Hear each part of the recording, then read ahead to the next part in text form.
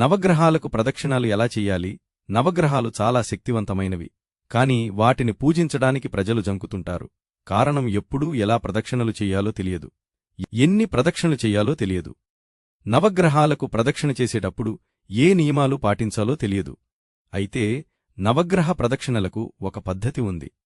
పద్ధతి ప్రకారం ప్రదక్షిణలు చేస్తే మంచి ఫలితాలుంటాయి. మానవ జీవం, మానసిక పరిస్థితి ప్రధానంగా వారి వారి గ్రహాల స్థితిపై ఆధారపడి ఉంటుందని జ్యోతిష్క శాస్త్రం చెబుతోంది.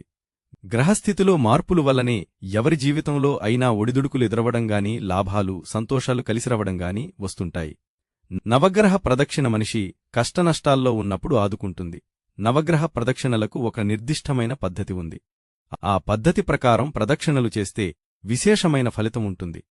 కొంతమంది ప్రదక్షిణలు చేస్తున్నప్పుడు నవగ్రహాలను తాకుతూ ప్రదక్షిణ చేస్తుంటారు. సాధ్యమైనంతవరకు ఇలా తాకకుండానే ప్రదక్షిణలు చెయ్యాలి. నవగ్రహ ప్రదక్షిణ చేయడానికి మంటపంలోకి వెళ్లే ముందు సూర్యుణ్ణి చూస్తూ లోపలికి ప్రవేశించి ఎడమవైపు నుండి చంద్రుని వైపు నుంచి కుడివైపునకు 9 ప్రదక్షిణలు చెయ్యడం ఉత్తమం. ప్రదక్షిణలు పూర్తయ్యాక కుడివైపు నుంచి ఎడమవైపు బుధుడివైపు నుంచి రాహువు, కేతువులను స్మరిస్తూ 2 ప్రదక్షిణలు చెయ్యవచ్చు. చివరగా నవగ్రహాల్లో ఒక్కొక్క గ్రహం పేరు స్మరించుకుంటూ ఒక ప్రదక్షిణ చేసి నవగ్రహాలకు వీపు చూపకుండా వెనుకకు రావాలి. ఇలా చేయడం వల్ల కొంత ఫలితం ఉంటుంది. ఎప్పుడు పడితే అప్పుడు నవగ్రహాల చుట్టూ ప్రదక్షిణలు చేయకూడదు.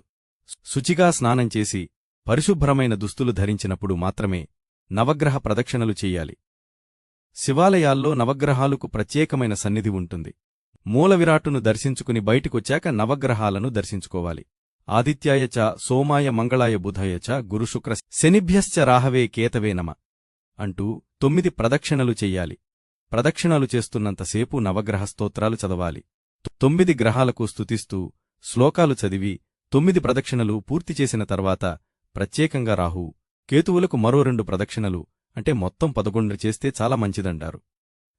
అసురులైన రాహుకేతువులను ఈ విధంగా సంతృప్తిపరచడం వల్ల వారి కారణంగా ఆటంకాలు ఉండవని నమ్మకం. మొదటి ప్రదక్షిణలో జపాకుసుమాల వర్ణంగలవాడా, కాశ్యపగోత్రుడా, నవగ్రహమండల నాయకుడా, శ్రీసూర్యభగవానుడా సదాశుభాన్ని అనుగ్రహింతువుగాక. రెండో ప్రదక్షిణలో కటకరాశికి అధిపతి అయిన ఓ చంద్రుడా, పెరుగు, శంఖాల వంటి ధవళవర్ణంగలవాడా, ఆత్రేయగోత్రోద్భవుడా, శ్రీచంద్రభగవానుడా మమ్మల్ని కరుణించు. మూడో ప్రదక్షిణలో బంగారు రంగుతో మెరిసిపోయేవాడా, వృశ్చికమేషరాశులకు అధిపతి అయినవాడా, భరద్వాజగోత్రుడా, శ్రీ అంగారకుడా మాకు మంగళాలను ప్రసాదించు అని స్మరించుకోవాలి.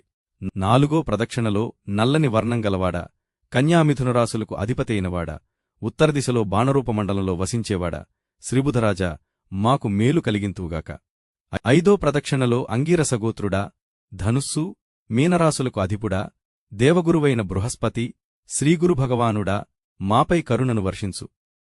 ఆరో ప్రదక్షిణలో భార్గవగోత్రం గలవాడా, దైత్యగురువైన శుక్రాచార్యుడా, స్త్రీభోగాలను ప్రసాదించేవాడా మాపైన కరుణావృష్టిని కురిపించు అని స్మరించుకోవాలి. ఏడో ప్రదక్షిణలో కాశ్యపగోత్రుడు, కుంభమృగశీర్షాలకు అధిపతి అయినవాడు, దీర్ఘాయువును ప్రసాదించేవాడు అయిన శ్రీశనైశ్వరుడా మాకు మంగళాలు కలిగేలా చూడు. ఎనిమిదో ప్రదక్షిణలో సింహికాగర్భసంభూతుడా, దక్షిణాన దక్షిణముఖంగా నక్షత్రమండలంలో ఉండేవాడా, శ్రీరాహుభగవానుడా మాకు సదా మంగళాలు కలిగిచ్చు. తొమ్మిదో ప్రదక్షిణలో జైమినిగోత్రికుడా, గంగాయాత్రను సంప్రాప్తింపచేసేవాడా, రౌద్రస్వరూపంతో ఉంటూ రుద్రాత్మకుడుగా పేరు పడినవాడా, శ్రీకేతుభగవానుడా మాకు మేలు కలుగజేయి అంటూ ప్రార్థించుకుంటూ ప్రదక్షిణలు చెయ్యాలి.